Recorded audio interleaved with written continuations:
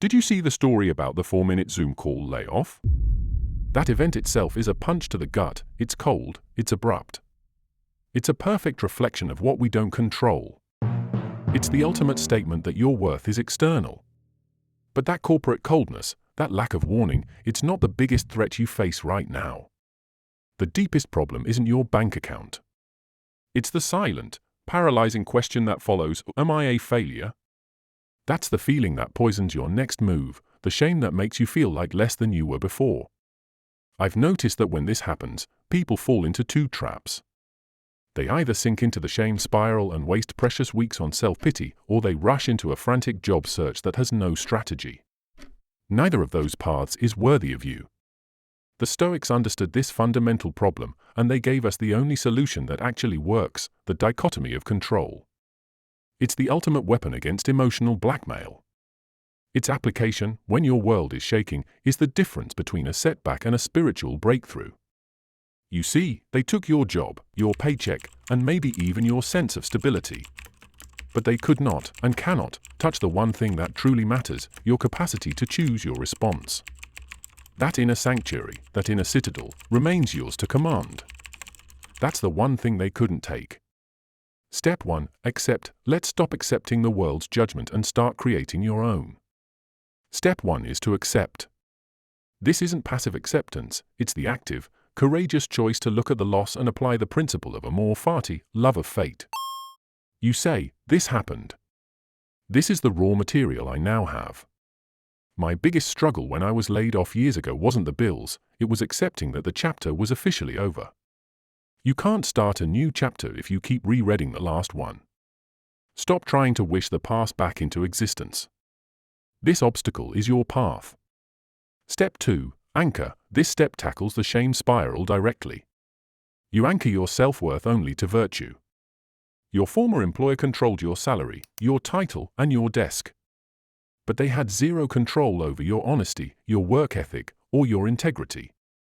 The framework is to list the controllable virtues you practiced in that job. Did you show up on time? Were you diligent? Did you treat colleagues with respect? Yes? Then you are a good person. Period. You assent only to the truth of your character, not the lie of your circumstance. Step 3. ACT. This is where you gain immediate control. Action paralyzes fear. The first sub-step is to face the financial terror. This is where we apply premeditatio malorum, negative visualization. Seneca, the wealthiest Stoic, used to practice poverty to ensure he wouldn't be afraid of it. You don't need to do that. You need to look at your bank account and ask, what is the worst-case scenario? Run the numbers. What's your financial runway? Once you know the bottom, the panic shrinks. That is a fact. Your goal isn't to get rich now, your goal is to make prudent choices today to extend your runway. The second sub-step is to attack the job search with prohairesis, inner intent, as your only metric. Stop measuring success by interview outcomes, uncontrollable, and start measuring it by interview preparation, controllable. Did you send 10 applications? Did you polish your resume? Did you conduct 5 informational interviews? Yes? Then you have won the day. You are now the ultimate scorekeeper. Everything else, the rejection emails, the ghosting, is external noise. Let it go. Look, getting laid off is a trial. But like a martial artist needs an opponent to test their form, you needed this obstacle to truly test your inner strength. Seneca said, no one can ever know what you are capable of, not even you. You now have the chance to rebuild from a foundation of virtue, not vanity. That job didn't define you. Your response will. This is your identity lock.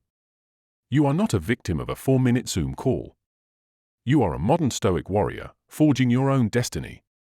Don't just watch this, embody it. Share in the comments which of the 3 steps you're starting today. That's the first step to becoming a modern Stoic. And if you're ready to tackle the next challenge, how to handle that first toxic workplace after this growth, click on the recommended video now.